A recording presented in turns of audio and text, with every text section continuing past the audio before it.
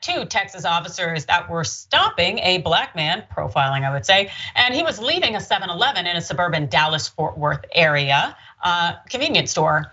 And essentially they were claiming that he broke a parking law. Well, the retired veteran, and also he happened to be a police academy graduate. His name is Michael McQuee, and he really seemed to expose these officers for profiling him. Watch this. Can we see some ID? No, what for? I just asked you. What's your probable cause to ask me for ID? It does not have a handicap placard. Read the plate, man. You don't even know what you're talking about. DV, that's disabled veteran plate. We can park in handicapped spots. Let me see some ID, please. No. I have never seen anybody wear a police academy That's your graduation business. after That's they your business. graduate. I wear it all the time.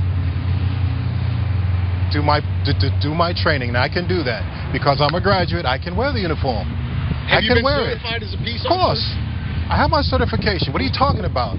Why don't you run the plate? Why don't you run the plate? Run the plate, man. I gave you permission. And what did you see? You had to see the certification. Contact T-Cole. Why don't you contact them? You saw my name. Call T-Cole.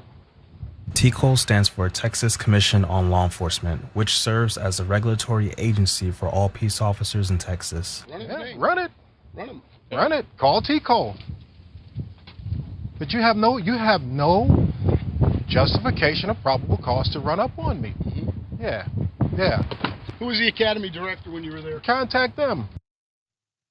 Asking all these questions, basically saying, let me see your freedom papers. That's exactly what he's doing. And also he could have looked at his license plates that would have had that DV indicator. That just shows you all they're trying to do is punk this black man. And so essentially after confirming the man's certification and everything else that they could have easily done by running the plates, well, Mr. McQuee, he rightfully lectured these officers for profiling him. Check this out. Did you check T-Cole? Did you call Navarro? He did call Navarro. Okay, so then, you're feeling small now, aren't you? No, I did. You shouldn't run up on people. You have no probable cause. If you wanted to follow me and run my plate, you could have done that. Talk to anybody? No, well, I don't have to talk to you. And you did. I don't have to talk to you. That's right. I already told you that.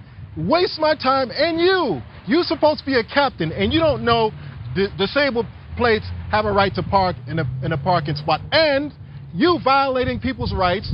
I don't care what he says. Are you a peace officer? I have T-Cole certification. I have T-Cole certification. Yes, I do. That's when you checked it. It expired. Who says who? My certification doesn't say expired. You want it to be expired because you see brown skin. So take a walk. Walk of shame. You understand? And learn the law. And learn the law.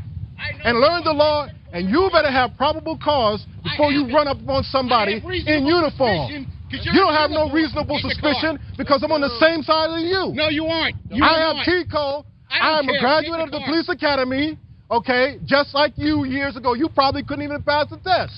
Right now, you go. You get going.